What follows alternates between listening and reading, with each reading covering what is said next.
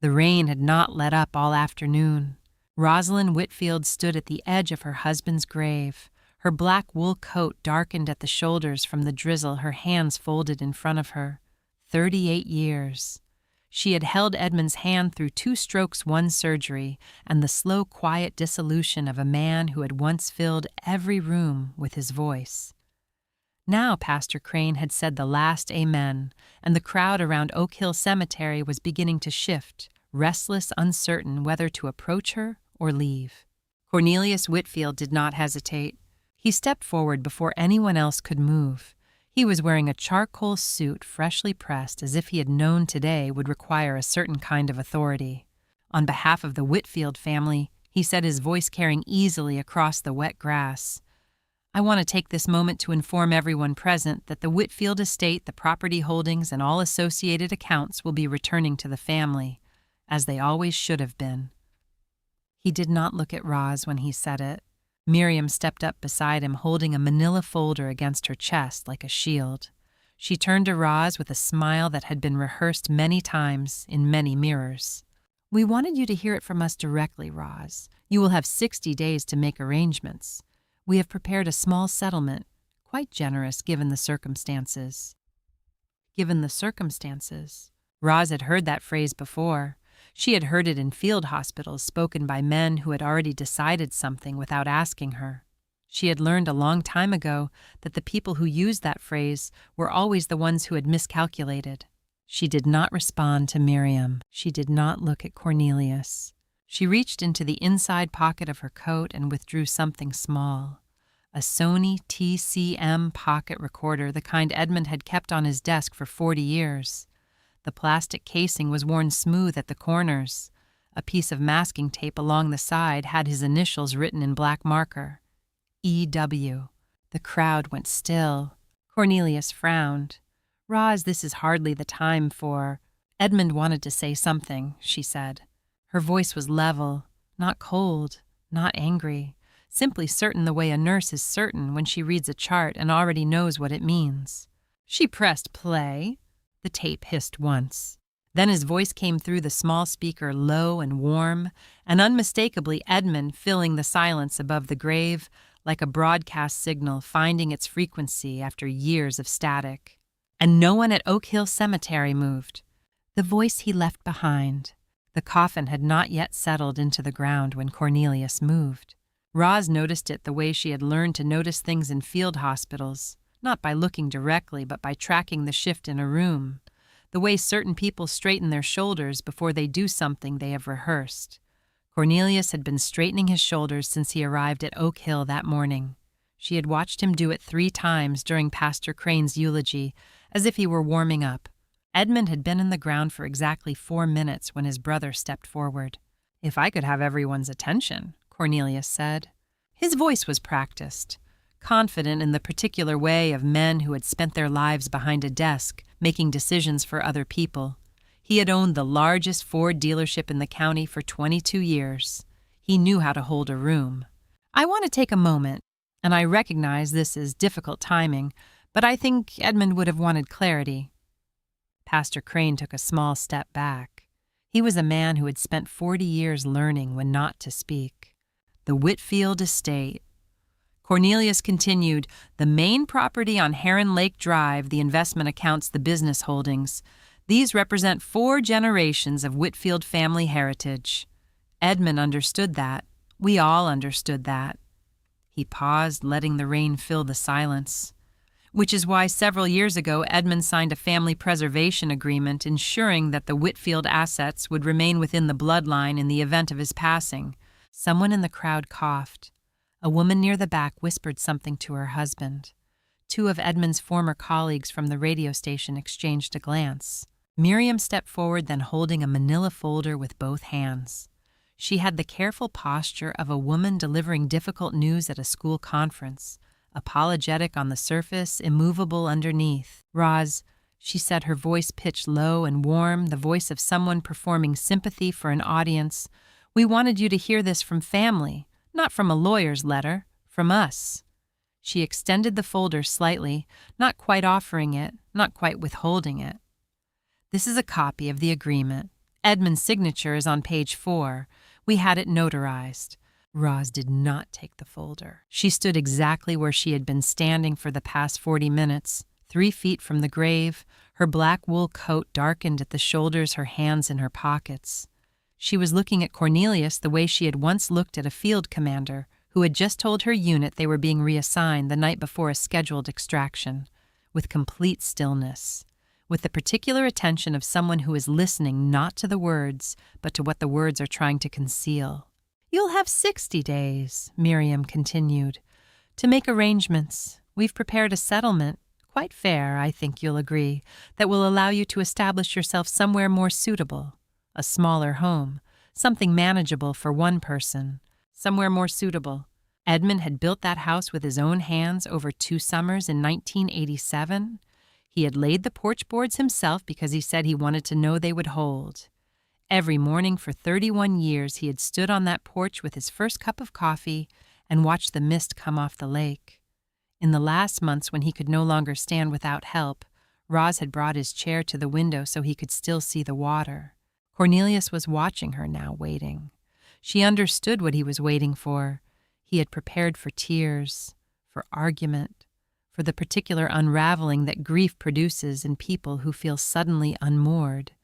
He had seen it before at the estates of aging relatives, the way surviving spouses crumble when confronted with documents and authority and the calm procedural certainty of people who have already spoken with their attorneys. He had not prepared for this. Roz let the silence sit for a moment. Around the grave, 60-some people stood in the drizzle. Edmund's former station colleagues, neighbors from Heron Lake Drive, 2 of his oldest friends from the Navy, the woman who had cut his hair for 20 years. People who had known Edmund Whitfield's voice before they knew his face. People who had driven here today to say goodbye to a man who had for decades been the voice that told them the weather was clearing, the game was over, the night was almost done. They were watching her now. 60 days? Miriam repeated softly as if repetition made it kinder. Roz withdrew her right hand from her coat pocket. What she held was small enough to disappear in a fist, a Sony TCM pocket recorder, the casing worn pale at the corners, a strip of masking tape along the side. On the tape, in Edmund's careful block lettering, EW. She held it flat in her palm, the way a nurse holds something precise, something that requires steadiness. The folder in Miriam's hands drooped slightly. Cornelius stopped moving. 60 days, Roz said. Her voice was unhurried, level, the voice of a woman who had announced time of death in rooms far heavier than this one. Then we only need 12 minutes.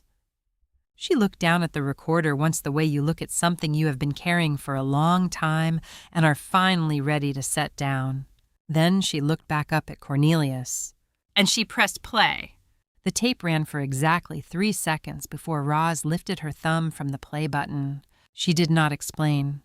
She returned the recorder to her coat pocket with the same unhurried precision she had used to take it out, and she looked at Pastor Crane and nodded once, indicating that she was ready to leave. The crowd parted without being asked. No one spoke to Cornelius. No one spoke to Miriam. The manila folder was still in Miriam's hands, slightly bent now at one corner, where her grip had tightened without her noticing. Roz walked back to the car alone. She had first heard Edmund Whitfield's voice before she had ever seen his face. That was January of 1985. She had been working the overnight shift at Callaway Community Hospital, the radio on low at the nurses' station, the way it always was between 2 and 4 in the morning when the ward settled, and the only sounds were the soft mechanical rhythms of machines doing the work that bodies could no longer do on their own. She had been charting medication logs when the voice came through the small transistor radio on the counter, unhurried and warm, reading the overnight weather forecast for the valley. She had stopped writing. In 21 years of nursing 11 of them in a military field hospitals where noise was either weaponized or suppressed entirely, she had developed a precise sensitivity to sound. She could identify a patient's distress from the quality of their breathing before she entered the room. She could tell by the tone of a surgeon's voice whether the outcome had been what he had hoped for. Sound carried information that words alone did not. Edmund Whitfield's voice carried something she did not have a clinical term for, She sat with it for a moment, then went back to her charting. 6 weeks later, he was admitted to her ward with bilateral pneumonia. He did not look like his voice. He was thinner than she had expected, with the careful hands of a man who used them precisely, and eyes that moved across a room the way a broadcast professional's eyes move, cataloging, assessing, aware that attention is a resource that must be directed, not scattered. He was also, for the first time in 30 years of professional life, unable to speak above a whisper. For a man whose voice was his livelihood, this was not a medical inconvenience. It was an existential emergency. Roz did not treat it as such. She treated it as a respiratory infection with secondary complications, which was what it was, and she told him so on the first morning in the direct, unadorned language she used with all her patients. He looked at her for a moment with an expression she could not immediately classify. Later he told her it was the first time in his adult life that someone had spoken to him without any awareness of who he was. She had not known who he was. She had simply known his voice. They talked in the evenings when her shift allowed it, first for 10 minutes, then 20, then the better part of an hour when the ward was quiet, and Edmund's condition had stabilized enough that sitting up no longer cost him significant effort. He told her about the radio station, about the particular loneliness of being a public voice in a small city, recognized everywhere and known by almost no one. She told him about field hospitals in places whose names she did not repeat outside of necessary context, about the specific education that comes from holding someone's hand while their body makes its final decisions. They were both, she understood later, people who had spent their professional lives in proximity to things that mattered enormously and had learned to remain steady because steadiness was what the situation required. They recognized this in each other without having to name it. Cornelius visited once on the 5th day for 11 minutes. Roz noted the time because she noted everything. He spoke primarily about the radio station's contract negotiations and left before Edmund's dinner tray arrived. Miriam sent a card. It was signed with her full name, Miriam Whitfield Stone, as if Edmund might not remember who she was. After that, no one from the family came. Roz came every day. When Edmund was discharged 6 weeks later, he asked her to have coffee with him. She said she did not date patients. He said he was no longer a patient. She considered this for a moment and said she would need to check her schedule. He said he would wait. She believed him, which was the thing that surprised her most. They were married 14 months later in a small ceremony at the county courthouse. Cornelius did not attend. Miriam sent another card. Edmund never spoke about it directly, but in the years that followed, Roz came to understand the shape of his family's objection. She was not from money. She was not from the particular stratum of provincial society that the Whitfield name, such as it was, occupied. She had been a military nurse, then a community hospital nurse, and she had come to Edmund with nothing that Cornelius and Miriam considered worth respecting. What she had brought was 38 years of mornings on the porch, watching the mist come off the lake. She had brought steadiness and attention and the particular skill of a woman trained to know which readings matter and which are noise. She had brought herself. Edmund had considered that more than sufficient. In the last week of his life, when the hospice nurses came in the mornings and the house had taken on the particular quiet of a place preparing itself, Edmund had asked her to bring him something from the desk in his study. The bottom drawer, the one with the lock. She brought it without asking why. It was the Sony TCM recorder, the one he had used for 40 years to take notes, to record program ideas, to preserve the occasional interview he wanted to revisit. The casing was worn pale at the corners. The masking tape along the side had yellowed. He held it for a long moment, turning it over in his hands, the way you handle something that has been with you long enough to carry its own memory. Roz, he said. His voice was thin by then, but the architecture of it was still there. The warmth, the steadiness, the sense of a man who had learned long ago that what you say matters less than whether the person listening believes you mean it. Sit down here with me. There are a few things I need to get on record. She had not planned to speak at the grave. That had not been the intention. The intention had been to stand where she was standing, to let Pastor Crane say what needed to be said, to accept the condolences of the people who had loved Edmund, and to drive home to the house on Heron Lake Drive and sit in his chair by the window for as long as she needed to. That had been the plan. Cornelius had changed the plan.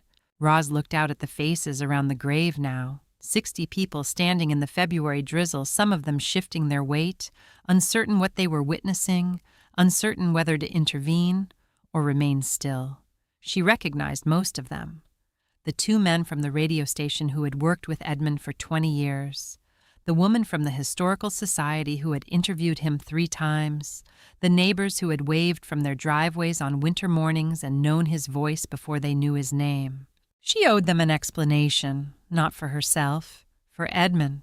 3 days before he died, she said, her voice carrying easily in the wet air, "Edmund asked me to bring him the recorder." She held it up briefly, not for effect, but for clarity, the way you hold up an instrument before explaining its function. He had used it for 40 years. Interviews, program notes, ideas he didn't want to lose. He knew what it was for. She paused. He also knew what he needed it for. It had been a Thursday evening. The hospice nurse had finished her visit at 6, and the house had settled into the particular quiet that Roz had come to recognize over the previous 2 weeks. Not peaceful exactly, but suspended as if the rooms themselves were holding their breath. Edmund had been awake when she came in, which was not always the case by then. His eyes were clear.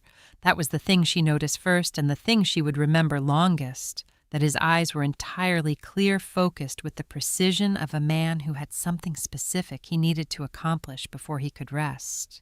Gerald Pemberton had arrived at 7. Edmund had called him himself that afternoon, which had required more effort than it should have, and Roz had sat in the hallway and listened to Edmund's side of the conversation and understood without being told what was being arranged. Pemberton was 70 years old and had been Edmund's attorney since 1983.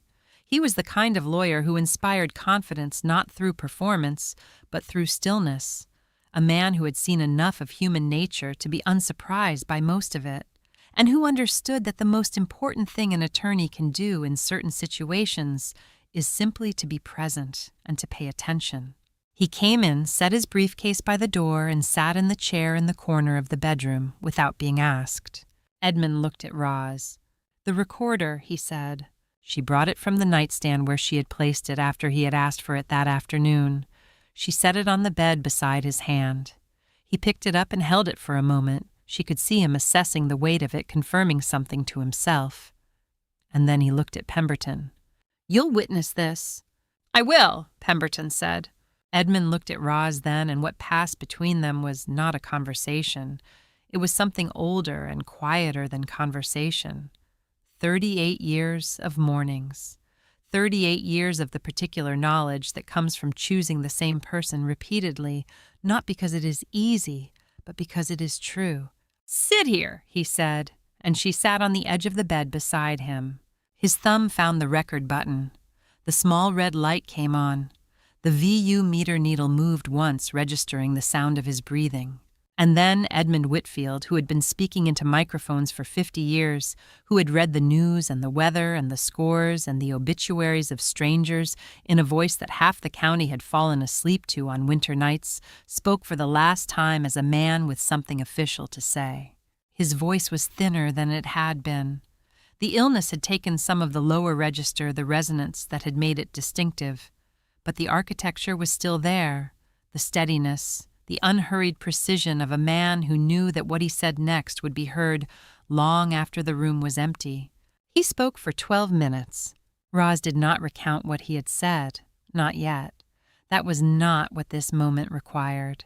What she said standing at the grave with the recorder in her hand was this. He knew what would happen after he was gone. He told me he had known for years what Cornelius and Miriam were waiting for. She did not look at either of them as she said it. She looked at the grave. He said he wanted it on record, in his own voice, so there would be no question about what he intended. "That proves nothing." Cornelius's voice came from her left, louder than necessary, the voice of a man who had decided that volume was authority. "Anyone can make a recording. Voices can be altered. This is not a legal document. This is a grieving woman with an old tape recorder and—" "I was present." The voice came from the back of the crowd. Gerald Pemberton moved forward through the gathered mourners with the unhurried deliberateness of a man who has chosen his moment carefully.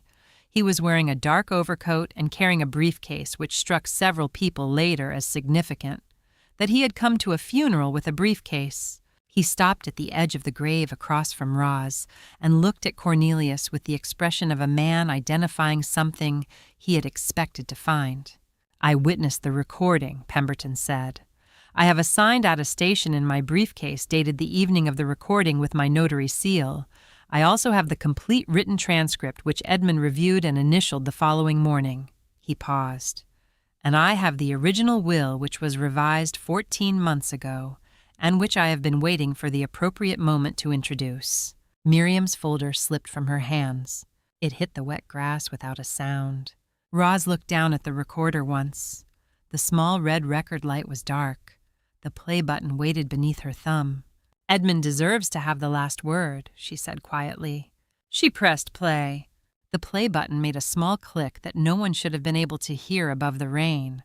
Everyone heard it. The tape moved. There was a brief hiss. The particular texture of magnetic tape recording silenced the sound of a machine holding its breath. And then the VU needle in Roz's memory moved once, and Edmund Whitfield spoke. His voice came through the small speaker the way a radio signal comes through on a clear winter night. Not loud, not amplified, but present in the way that only certain voices are present, carrying the particular weight of a man who had spent 50 years understanding that the distance between a speaker and a listener is not measured in feet. He said her name first. Rosalind. Not Roz. The full name, the one he used only in moments of complete seriousness, the one she had heard him say exactly 4 times in 38 years. At the courthouse, when they married at the hospital, when she had her surgery in 2009 on the porch the morning he told her about the diagnosis, and now here in a February cemetery from a machine small enough to fit in a coat pocket. The crowd did not move. Edmund's voice, even diminished by illness and the limitations of a small cassette recorder, retained what it had always retained, the unhurried quality of a man who had learned that silence is not dead air, but structure, that what you allow to breathe between words shapes what the words mean. He spoke slowly. He had always spoken slowly. "I am recording this on the evening of February 9th with my attorney, Gerald Pemberton, present as witness. I am of sound mind. I am aware of my condition, and I want what I am about to say to be heard clearly in my own voice, because I know that documents can be contested and signatures can be questioned, but a man's voice, a man's own voice speaking plainly, is harder to argue with." A woman near the back of the crowd pressed her hand to her mouth. "I want to speak about my wife first. Rosalind came into my life when I had nothing to offer her but a damaged voice and a lot of hospital food. She stayed anyway. She stayed for 38 years, and in those years she was the only person who ever treated me as though my voice was secondary to whatever the voice was saying. That is rarer than people understand." Roz did not look at the recorder while it played. She looked at the grave. "I want to speak now about my brother Cornelius and my sister Miriam. I love them. That is important to say first, because what comes next is not about love. It is about pattern. In 40 years, Cornelius came to me when he needed capital for the dealership, when the first marriage ended, when the second one was struggling, and when he wanted to refinance a property he had mismanaged. Miriam came to me when her retirement accounts underperformed, and when she needed the lake house for a summer she never thanked me for. They did not come to my hospital room.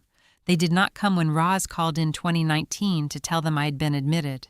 They did not come when she called again in November. Cornelius had gone very still. His face had lost its color in a way that had nothing to do with the cold. They will come after I am gone. I know this. I have known it for years, and I want to be clear that this knowledge does not make me angry. It makes me careful, and so I have been careful. The tape hissed once between sentences. I am stating clearly in my own voice with my attorney present that the entirety of the Whitfield estate, the property at Heron Lake Drive, the investment accounts held at First Regional under my name, the business holdings, the contents of the house, and any additional assets belong to my wife, Rosalind Ann Whitfield, completely, without condition. This reflects my written will, which Gerald has held since it was revised 14 months ago, and it reflects what I want, not what my family expects, what I want. Two of Edmund's former colleagues from the radio station were crying. They were not attempting to conceal it. If Cornelius contests this, he will lose. I have made certain of that. If Miriam presents documents suggesting prior agreements, she will need to explain them under oath, and I have left certain materials with Gerald that will make that explanation difficult. I ask only that this be handled with the dignity that Roz deserves, and that I was not always able to protect her with while I was living. Cornelius moved. It was not a large movement, 2 steps forward, his right hand coming up, but the intention was clear enough that Pastor Crane, who had been standing quietly at the edge of the grave, stepped directly into his path without apparent urgency, the way a man steps in front of something he has no intention of allowing through. Cornelius stopped. Miriam did not move. She was looking at the recorder in Roz's hand with an expression that had passed through shock and arrived somewhere quieter and more permanent. The folder was in the mud at her feet. She had not picked it up. The tape continued. I am tired now. Roz knows I am tired. She is sitting beside me, and she has not let go of my hand for the past hour, which is exactly what I would have asked for if I were the kind of man who asks for things. A pause, the sound of breathing, then, "There is one more thing I want to say." The cemetery was absolutely silent. The rain had softened to almost nothing. Roz. 38 years was not enough. I want you to know that I knew that, and I was grateful for every morning on the porch regardless. You were the best thing that happened after the worst year. Take the house, take the lake, take whatever time you have left and spend it without anyone making claims on it. Another pause, longer. "And Cornelius!" The name landed in the cold air like something set down carefully on a hard surface. "I hope you understand what you were about to do today. I hope you sit with that for a while. Don't make me more ashamed of you than I already am." The tape ran for 3 more seconds. Then it stopped. The click of the machine returning to silence was the loudest sound in Oak Hill Cemetery. Cornelius's voice when it came was smaller than it had been. The volume was still there, but something structural had gone out of it, the confidence that had held it together from the inside. "A recording," he said. "That is not a legal document. A voice on a tape is not a will. You cannot—" He stopped, steadied himself. "This proves nothing in a court of law." Pemberton opened his briefcase. "Then we'll discuss what does," he said. Pemberton did not open the briefcase immediately.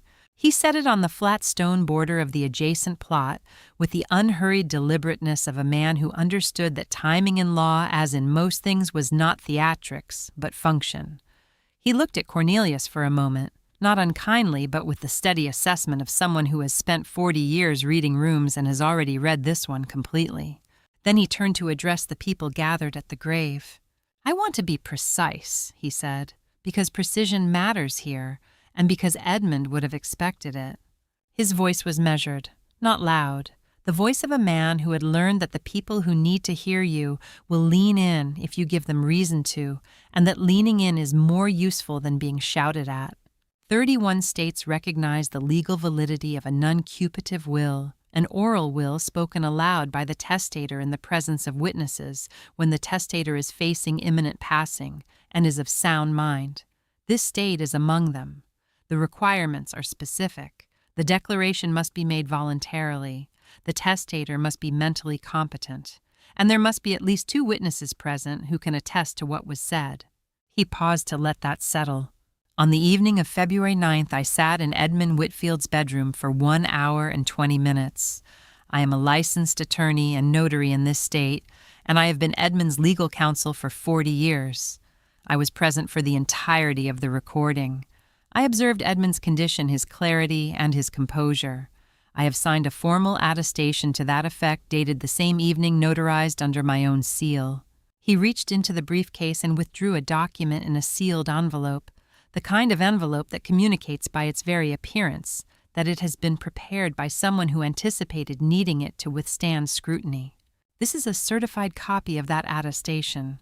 The original is in my office safe. He held it without offering it to anyone. Edmund was not confused. He was not pressured.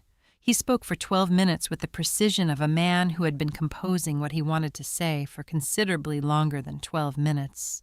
Cornelius had his phone to his ear. He had stepped back from the grave by several feet, his voice low and urgent, speaking to someone on the other end with the clipped efficiency of a man who is trying to appear in control of a situation he is not in control of.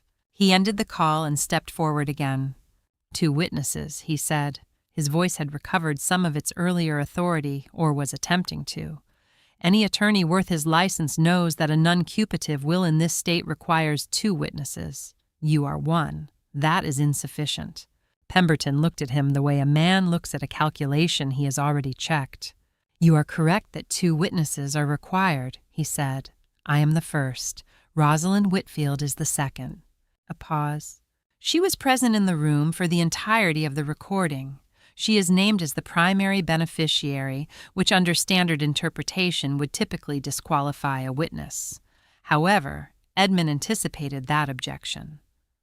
Pemberton reached into the briefcase again, which is why the following morning when Edmund had reviewed the transcript and initialed each page, he asked me to return with a second independent witness, his hospice nurse Margaret Okafor, who has submitted a signed affidavit confirming her presence during the review and Edmund's competency at that time. He produced a second sealed document and held it alongside the first. 2 witnesses to the oral declaration, a third to the subsequent written review, a certified transcript initialed by the testator, and a concurrent written will revised 14 months ago, which makes identical provisions. He looked at Cornelius without any particular expression.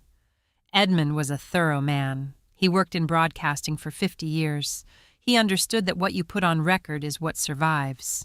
Miriam had not moved. She was standing where she had been standing when the folder fell, her arms now at her sides, her posture the posture of a woman who has arrived at a calculation she does not like and cannot find the error in. Cornelius turned slightly and spoke in a lowered voice to the man who had just arrived at the edge of the gathering, a younger man in a dark coat who had the careful, unreadable face of a junior attorney who has been called somewhere he was not expecting to go on a Friday afternoon. The younger man listened. He leaned in and said something quietly. Cornelius's jaw tightened. He turned back to Pemberton. "This will be contested," he said. "You know that. Whatever documents you have, whatever recording you've produced, the family has standing to challenge the estate, and we will do so, in court, with our own attorneys." "That is your right," Pemberton said. He said it without inflection, the way you acknowledge a fact that does not change anything. "It will take years. It will cost money. It will put Roz through proceedings that—" Cornelius. It was Roz. She had not spoken since pressing play. She had stood with the recorder at her side, listening to Pemberton the way she listened to everything, completely without interruption, filing each piece of information in its correct location. Now she spoke, and the quality of her voice in the wet February air was such that the people nearest her went still, without quite knowing why. "Edmund spent 40 years building what he built," she said. "He left it to me. He said so in writing, and he said so in his own voice, and he made certain there was no question about what he meant." She looked at Cornelius without anger, which was more unsettling than anger would have been. "I spent 38 years taking care of your brother. I was there every morning. I was there every night. I was there at the end." She paused. "You were not." No one spoke. "If you need a courtroom to understand what Edmund wanted," she said, "then we will go to a courtroom. I am not afraid of that. I have sat with people in their last hours, and I have watched them leave, and I promise you there is nothing in a courthouse that is harder than that." She looked at Pemberton. He looked back at her, then turned to Cornelius. "The estate is documented, witnessed, and legally structured to withstand challenge," he said quietly. Edmund made sure of that specifically because he knew a challenge was coming. He closed the briefcase. "I have been practicing law for 42 years. I have seen families do this. I have seen what it costs them and what it costs the person they are doing it to." He looked at Cornelius steadily. "Edmund asked me in that room on that evening to do everything in my power to ensure that Roz did not have to fight for what he left her. He picked up the briefcase. I intend to keep that promise. The question before you now is a simple one. He looked between Cornelius and Miriam with the calm of a man who has asked this question before and knows how it ends. Do you want to continue, or do you want to let your brother's funeral conclude in the peace he deserved? For a long moment, Cornelius did not answer. The rain kept falling soft and steady on the grass around Oak Hill Cemetery. It darkened the shoulders of coats gathered along the polished edge of Edmund Whitfield's coffin and slipped down the side of the manila folder lying at Miriam's feet. No one moved to pick it up. Not even Miriam! Cornelius looked at Pemberton first, then at Roz, then at the people gathered around the grave, the neighbors, the radio station men, the woman who had cut Edmund's hair for 20 years, Pastor Crane standing quietly with his Bible held against his chest. They had all heard it. That was the thing Cornelius could not undo. They had heard Edmund's voice name Roz. They had heard him leave her the house, the lake, the accounts, the business holdings, and the time she had left. They had heard him speak of Cornelius and Miriam not with hatred, but with a tired accuracy that was worse than hatred because it could not be dismissed as anger. Cornelius turned toward the younger attorney in the dark coat. The man leaned close and said something too low for anyone else to hear. Roz did not need to hear the words. She had spent too many years in hospitals and field tents and rooms where families received news they were not ready for. She knew the shape of a professional warning when she saw one. The younger attorney was not encouraging Cornelius. He was measuring the damage. Cornelius's jaw moved once. Miriam finally bent down and picked up the folder. The corner had softened in the rain. Mud streaked one side.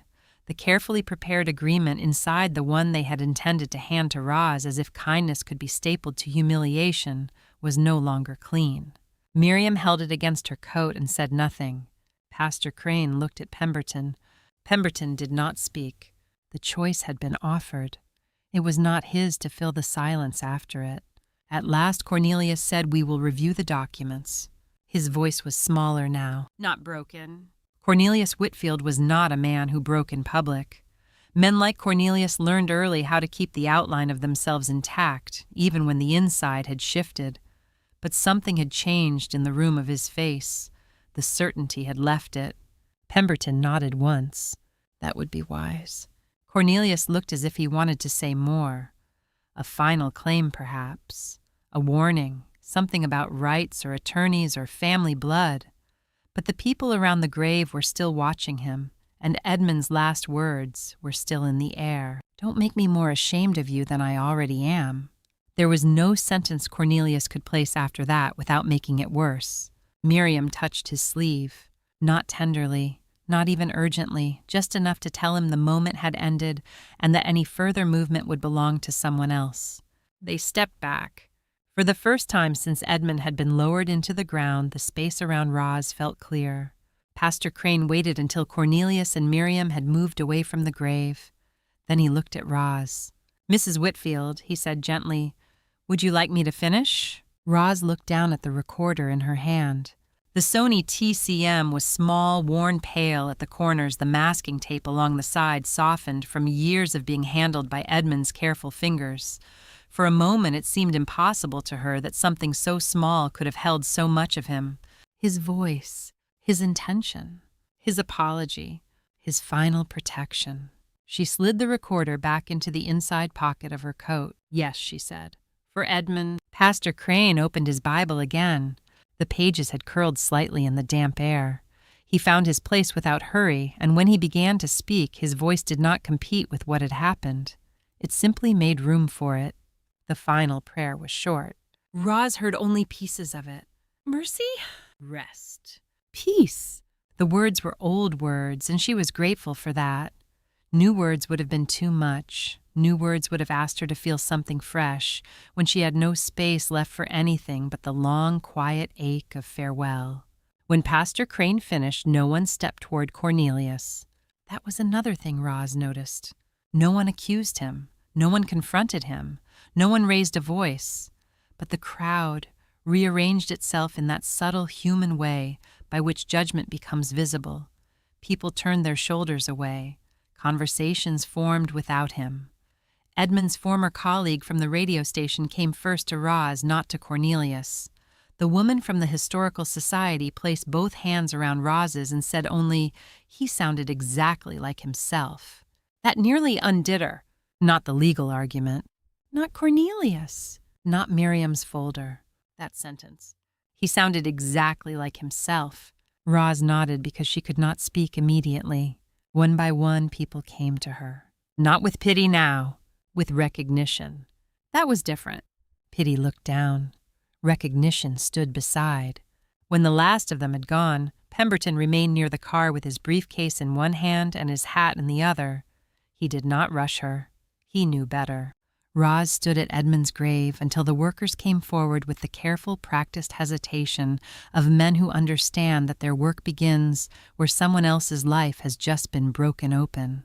Only then did she turn away. Pemberton walked beside her toward the black car waiting near the cemetery road. Neither of them spoke until they reached it. Then Pemberton said, I'll file the notice with probate first thing Monday morning. The written will the transcript, the attestation, Margaret Okafor's affidavit. All of it. Roz nodded. If Cornelius contests, he may threaten to. That's not what I asked. Pemberton looked at her then. For the first time that day, something like a tired smile moved across his face. No, he said.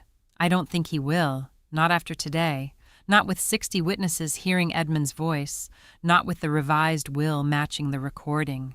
Not with the documents Edmund left in my office. Roz looked across the cemetery. Cornelius and Miriam were near their car now. Cornelius was speaking into his phone again, but the performance had changed. Before he had used the phone like a weapon.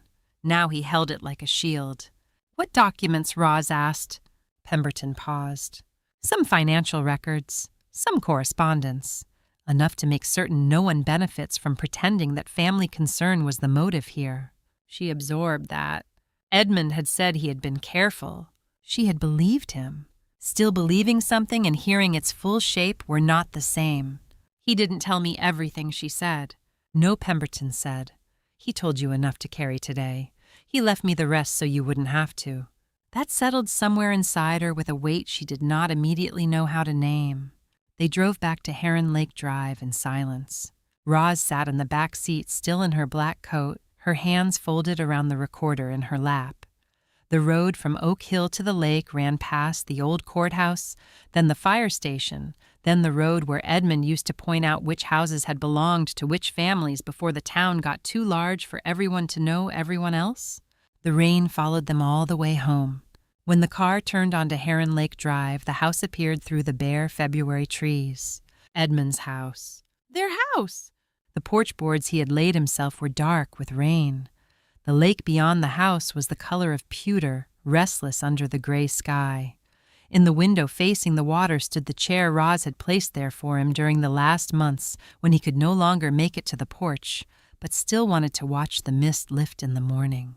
Pemberton helped her out of the car, though she did not need help. He knew that. She let him anyway. At the door, he handed her an envelope from his briefcase. This is a copy of the revised will, he said. You don't need to read it tonight. I'd rather you didn't.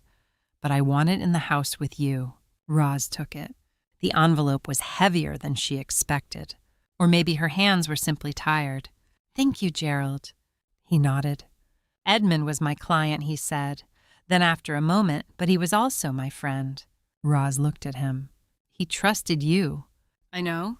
Pemberton put his hat on. And he trusted you more than anyone. Then he walked back to the car, leaving her beneath the porch roof with the envelope in one hand and the recorder in the other. Roz went inside. The house was too quiet. Not empty. Empty was not the right word. Edmund was everywhere in it. In the radio equipment still arranged on the study shelves. In the coffee mug by the sink that she had not yet been able to move. In the folded blanket on the chair by the window. In the faint smell of cedar and paper and lake air that had belonged to the house long before either of them were old. She removed her wet coat and hung it by the door. Then she walked to the chair by the window. For 31 years, Edmund had watched the lake from that chair. In the last week, he had sat there with the recorder in his lap, turning it over in his hands as if weighing not plastic and tape, but the shape of what he still needed to leave behind. Roz placed the recorder on the small table beside the chair. She placed Pemberton's envelope next to it. Then she sat down. For a long time, she did nothing. Outside, the rain touched the lake in small, overlapping rings. Inside, the house held its silence. Cornelius had said the estate was returning to the family. Miriam had said 60 days. Edmund had said Rosalind. And now, in the room where his voice had lived before it entered a machine, Roz finally let herself understand what had happened.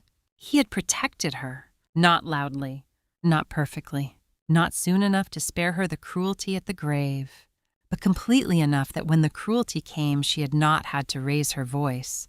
She only had to press play. Near dusk, the phone rang. Roz let it ring twice before she looked at the screen. Cornelius. She watched his name glow there. Once, twice, 3 times. Then the call ended. No voicemail. She set the phone back down. A minute later it rang again. Miriam. Roz did not answer that one either. She was not avoiding them. She was choosing the first quiet of the evening for herself. That, too, was part of what Edmund had left her. Time without claims on it. She reached for the recorder and held it in both hands. She did not press play. Not yet. She did not need to hear him again to know what he had said. But she liked knowing that his voice was there, not as a weapon now, not as evidence, as presence. The rain began to soften against the windows. Roz leaned back in Edmund's chair and looked out at the lake. For the first time since morning, no one was speaking at her. No one was telling her where to go.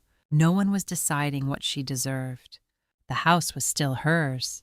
The lake was still there. And Edmund's voice, small enough to fit inside a pocket, had been strong enough to bring an entire family to silence. That was not peace. Not yet. But it was the first room peace could enter, and Roz sat there in the chair by the window waiting for it.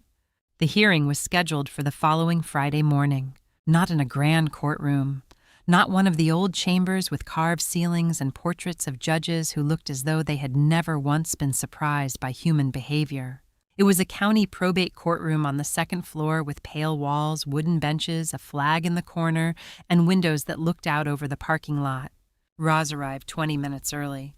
She wore the same black coat she had worn at Oak Hill Cemetery, though it had been cleaned since then.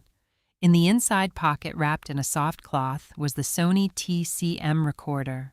She did not need to bring it herself. Pemberton had told her that. The court already had the duplicate copy, the transcript, the attestation, the written will, and the affidavits. But Roz brought the recorder anyway. Some things belonged in the room. Pemberton stood when she entered. He had 2 file boxes on the table and his briefcase beside his chair.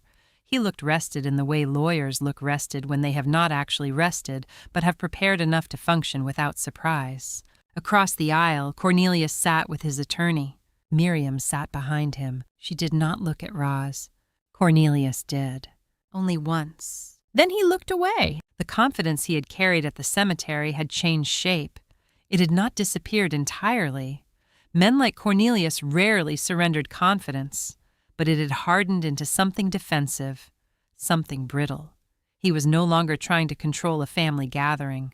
He was trying to survive a record. When the judge entered, everyone stood. Judge Elaine Mercer was in her early 60s with silver hair cut short and a face that had the particular calm of someone who had listened to too many families confuse inheritance with love and possession with grief. She sat, reviewed the file, and looked over the room. "This matter concerns the estate of Edmund Whitfield," she said. "Specifically, the validity of a recorded oral declaration, the accompanying written transcript witness attestations, and a revised written will executed 14 months before Mr. Whitfield's death." Her eyes moved briefly to Roz, then to Cornelius. "I understand there is a challenge." Cornelius's attorney stood. His name was Evan Rusk, and he had the kind of voice meant to sound reasonable, even when the argument underneath it was less steady than the tone suggested. "Your Honor, we are not here to disrespect Mr. Whitfield's memory," he began. Roz looked at the table. She had learned long ago that sentences beginning that way usually existed to do exactly what they denied. Rusk continued. "We are here because the alleged recording raises serious concerns. Mr. Whitfield was in hospice care. He was physically weakened. His medical state, in our view, calls into question the clarity and independence of any oral declaration made in the final days of his life. Pemberton did not move. Rusk picked up a page. Further, the recording itself was in the possession of the primary beneficiary, Mrs. Rosalind Whitfield. We must consider the possibility of influence editing, selective presentation, or emotional manipulation of a dying man by the person who stood to inherit the estate. A small sound moved through the benches, not loud, not quite a gasp, but enough that Judge Mercer raised her eyes. "Counsel," she said, "choose your words carefully." Rusk inclined his head. "Of course, Your Honor. I mean only that the court must examine whether the recording can be trusted." Roz sat still. Her hands rested in her lap. Her shoulders did not shift. She had heard worse things in the hospital corridors from families who were afraid and angry and needed somewhere to put that fear. But this was different. This was not fear. This was strategy. Pemberton stood. "Your Honor, if counsel's concern is authenticity, we are prepared to address that first." Judge Mercer nodded. "Proceed." Pemberton called Dr. Alan Reese, a forensic audio examiner from the state laboratory. He was a compact man with rimless glasses and a gray suit that looked as though it had been chosen for neutrality. He took the oath sad and began with the plainness of a person accustomed to explaining technical things to rooms that did not want to be misled. The original cassette had been examined. The magnetic tape showed no signs of physical splicing. The waveform analysis showed continuous room tone beneath the spoken audio. There were no abrupt cuts, no mismatched background noise, no digital manipulation, no inserted phrases. The recorder itself was consistent with the recording quality. The microphone noise tape hiss, mechanical hum, and frequency limitations all matched a continuous analog recording made on that Sony TCM device. Pemberton placed a printed waveform chart on the evidence table. It looked to Roz like a line of weather moving across paper. Dr. Reese pointed to 3 places. "These are natural pauses," he said. "Breathing room tone, slight tape, motor variation. If the recording had been assembled from different segments, we would expect interruptions here, here, or here. We do not see that." Rusk cross-examined him for 20 minutes. "Could analog tape be altered?" "Yes." "Could voices be imitated?" "In theory." "Could illness affect speech?" "Certainly." "Could an emotional spouse influence a dying man?" "That is not an audio forensic question," Dr. Reese said. A few people in the courtroom shifted. Judge Mercer almost smiled. Almost. Then Pemberton called Margaret Okafor, the hospice nurse. Margaret was a tall woman in her 50s with steady hands and the direct gaze of someone who had spent years entering rooms where families pretended not to be afraid. She testified that Edmund had been weak but lucid, that he knew the date, the names of the people present, the nature of his assets, and the purpose of what he was saying. She had returned the following morning when Edmund reviewed the transcript page by page and initialed each one. He was tired, she said, but he was clear. Rusk asked whether she had ever seen dying patients become confused. "Yes," Margaret said. "And could Mr. Whitfield have been confused?" "Number." "You're certain?" "I am." "Why?" Margaret looked at him. "Because I know the difference between a man who is drifting and a man who is finishing something." Roz lowered her eyes. Pemberton then entered the written will into the record. Revised 14 months earlier. Signed. Witnessed. Consistent with the recording. The house at Heron Lake Drive. The investment accounts. The business holdings. All contents of the home. All remaining assets. To Rosalind Ann Whitfield. Completely. Without condition. Rusk argued that the recording should be treated as emotional support, at most, not as controlling evidence. He argued that Edmund's family had standing, that prior family understandings should be considered, that the Whitfield name carried generational interest in the property. Judge Mercer listened. She took notes. Then she looked up. "I would like to hear the recording." The courtroom changed, not visibly at first, but Roz felt it. The way a room tightens before a storm arrives. Pemberton opened a small evidence case. Inside was the Sony TCM recorder, now marked with a white evidence label. He carried it to the clerk, who placed it on the court's audio table. Roz watched it there. The recorder looked smaller in the courtroom than it had at the cemetery. At Oak Hill, it had seemed impossible that so much power could fit in her palm. Here, beneath fluorescent lights and procedural silence, it looked almost ordinary. Until Pemberton pressed play. The tape hissed. Then Edmund's voice entered the courtroom. "Rosalind." No one moved. Even through the small courtroom speaker, even flattened slightly by tape and age and machine, the voice was unmistakable. Warm, thin with illness, but structured. Edmund Whitfield had spent 50 years speaking into microphones. He knew how to leave silence between words. He knew how to make a sentence stand upright. He stated the date. He named Gerald Pemberton as present. He stated that he was of sound mind. He spoke of Roz. He spoke of 38 years. He spoke of Cornelius and Miriam. Roz did not look at them. She looked at the judge. Judge Mercer was watching the recorder, not as though she expected it to perform, but as though she understood exactly what it was doing. It was not performing.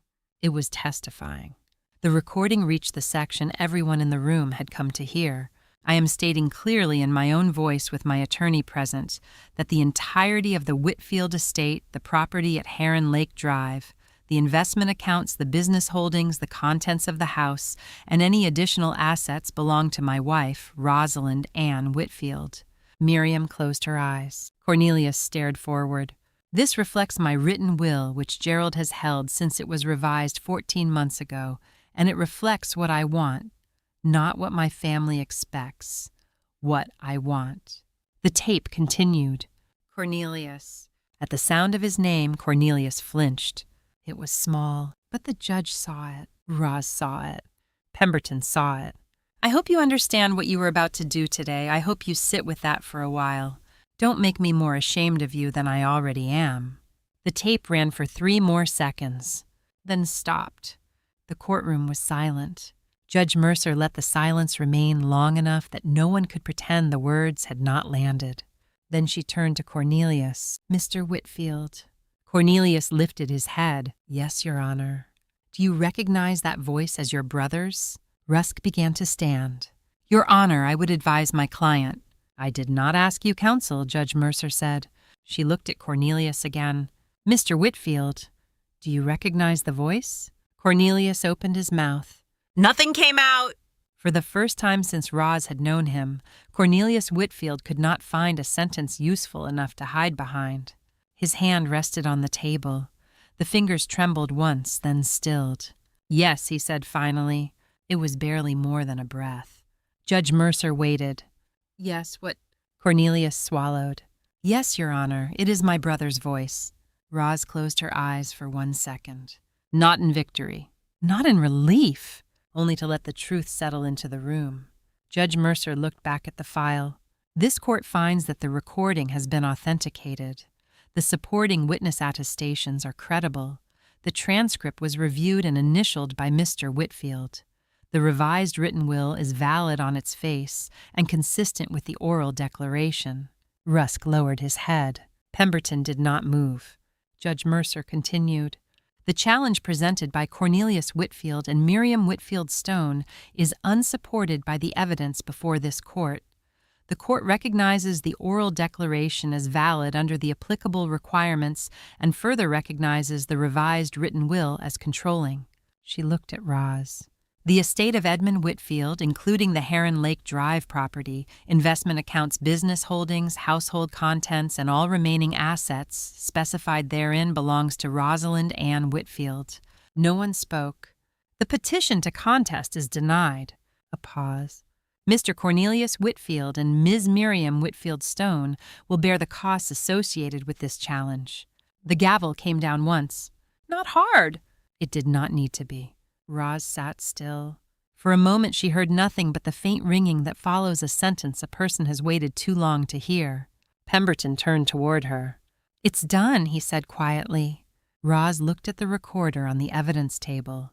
Edmund's voice was silent now, but it had been heard. Not in rain, not at the edge of a grave, in court, on the record, where no one could talk over it, where no one could pretend grief had invented it. where no one could say that the woman who had cared for him for 38 years had imagined what he wanted. Cornelius stood slowly. Miriam stood beside him. Neither of them looked at Roz. This time Roz did not mind. Their silence was not power anymore. It was only silence. Pemberton gathered the documents carefully. The clerk returned the recorder to its evidence case. Judge Mercer left the bench. The courtroom began to empty. Roz remained seated for a moment longer. Then she stood. She buttoned her black coat, took the recorder when Pemberton handed it back to her, and walked out of the courtroom with Edmund's voice in her hand. Roz returned to Heron Lake Drive just before sunset. The courthouse was behind her now. The judge's ruling was behind her. Cornelius and Miriam were behind her too, at least for that day. Their challenge had been denied. Their claim had collapsed. Edmund's voice had been heard by the law, placed into the record, and accepted for what it was. His final word. The house was quiet when she stepped inside. Not empty. Roz had learned the difference. An empty house has no memory in it. This house had too much memory. Edmund's coat still hung on the hook near the back door. His reading glasses still rested beside the chair by the lake window. The small brass lamp in his study was still angled exactly the way he liked it. Throwing warm light across the old mixer board he had refused to throw away even after the station modernized everything twice. Roz stood in the hallway for a moment with the Sony TCM recorder in her hand. For weeks it had been evidence. At the cemetery it had been a shield. In court it had been a witness. Now it was only a small old machine worn pale at the corners holding the last official words of the man she had loved for 38 years. She walked to Edmund's study. The room smelled faintly of paper cedar and the lake air that always found its way through the old windows no matter how carefully they were sealed. On the desk sat the things Edmund had left in their places, the old broadcast microphone, the reel labels stacked in a wooden tray, the pair of headphones with one cracked cushion, the small notebook where he had written program ideas in a hand that grew smaller in his final months. Roz placed the recorder on the desk. Beside it, she set the frame photograph of Edmund she had brought from the living room. It was not a formal portrait. She had never liked the formal ones. In this picture, he was standing on the porch in a brown sweater, one hand around a coffee mug, looking toward the lake instead of the camera. He had not known she was taking it. That was why she loved it. He looked like himself. Roz touched the edge of the frame. "You did it?" she said quietly. Her voice sounded different in the room. "Not broken, only tired." She sat in his chair. For the first time since the funeral, she did not feel someone else's claim pressing against the walls of the house. No one was telling her to leave. No one was calling the lake property a family asset. No one was measuring her life with Edmund against bloodlines, signatures, or old expectations. The house was hers. But more than that, the life inside it had been recognized as real. That was what Cornelius had never understood. He had thought Edmund left Roz property, accounts, holdings, a house by the lake. He had. But he had also left her proof that she had not imagined the value of those years. Late that afternoon, after she had changed out of her court clothes and made tea she did not drink, the mail came. One envelope lay on top. Miriam Whitfield Stone's handwriting. Roz looked at it for a long time before opening it. There was only one page inside. "Roz, you won. I suppose that is what everyone will say now. But I wonder if you have thought about what you destroyed. Cornelius is humiliated. The family name has been dragged through court. People who knew Edmund for decades now think of us as vultures. Maybe you think we deserve that. Maybe we did, but families are complicated. Edmund belonged to us before he belonged to you. You were his wife, yes, but we were his blood. You got what you wanted. I hope it was worth it." "Miriam!" Roz read the letter once. Then again, there was a time years ago when it might have wounded her more deeply, a time when she still hoped Edmund's family would eventually make room for her, a chair at the table, a real welcome, her name spoken without qualification. But 38 years teaches a person what to keep waiting for and what to release. Roz folded the letter carefully. She did not tear it. She did not answer it. She placed it in the bottom drawer of Edmund's desk beneath a stack of blank cassette labels. Then she looked out the window. The last of the rain was falling over the lake, not in sheets now, but in thin silver lines. The water caught the gray evening and broke it into small moving pieces. Miriam had asked if it had been worth it. Roz did not feel victorious. She did not feel satisfied by Cornelius's silence or Miriam's anger. She did not want their humiliation as a prize. She had wanted only what Edmund had wanted for her: safety, recognition, peace, and that finally was beginning to enter the room. She reached for the recorder. Her thumb rested on the play button. For a moment she hesitated, not because she feared hearing him, because she knew that if she pressed it now, she would not be listening for evidence. She would not be preparing for a judge or a lawyer or a family attack at a grave. She would only be a woman in her husband's study asking for his voice one more time. She pressed play. The tape hissed softly. Then Edmund spoke. Not the legal section. Not the words about the estate. Not the warning to Cornelius. Roz had rewound it to the final part. Roz's 38 years was not enough. Her eyes closed. I want you to know that I knew that, and I was grateful for every morning on the porch, regardless. The room blurred, but she did not wipe her tears away. Take the house, take the lake, take whatever time you have left and spend it without anyone making claims on it. The tape continued for a few seconds more. Then came the line he had added after Pemberton had asked if he wanted to stop. His voice was thinner there, tired, almost gone. I love you, Rosalind. The tape clicked into silence. Roz sat very still. Outside, the rain ended. Weeks passed before she decided what to do with the study. She did not turn it into a shrine. Edmund would have hated that. He had believed rooms should be used. Voices should move through them. Equipment should serve a purpose. Silence, he used to say, was not meant to be permanent. It was meant to make space for what needed to be heard next. So Roz called the community radio station, the same station where Edmund's voice had lived for most of his adult life. She asked to speak with the current manager, a young man who became very quiet when he realized who she was. He told her Edmund had trained the man who had trained him. He told her the station still had old recordings in the archive, weather reports, interviews, late-night programs, holiday broadcasts. Roz listened. Then she made an offer. A fund, not large enough to make headlines. She did not want headlines. Enough to support a weekly community program for older residents of the county, veterans, nurses, teachers, farmers, factory workers, widows, men who had outlived everyone who remembered them, young women whose stories had been treated as family background instead of history. They could come to the station, sit at a microphone, tell the truth of their lives in their own voices.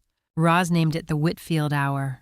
The first episode aired on a Thursday evening in April. Roz sat in Edmund's study while it played the old Sony recorder on the desk beside his photograph.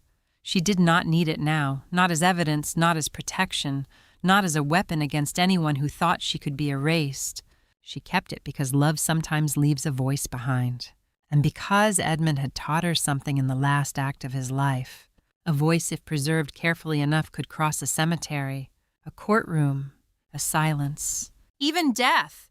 On the radio, an 81-year-old retired school librarian began telling the story of the first book that made her feel less alone.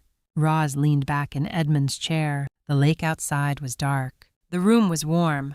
The microphone on the desk caught the lamplight. And for the first time in many weeks, Roz smiled. Not because everything had been restored. Some things never would be. But because Edmund's final gift had become something larger than protection. It had become permission for others to speak, for others to be heard, for voices that might have vanished to remain. And in the quiet study by Heron Lake, beside the old recorder and the photograph of the man who had loved her well enough to speak after he was gone, Rosalind Whitfield listened as another voice entered the night and stayed there.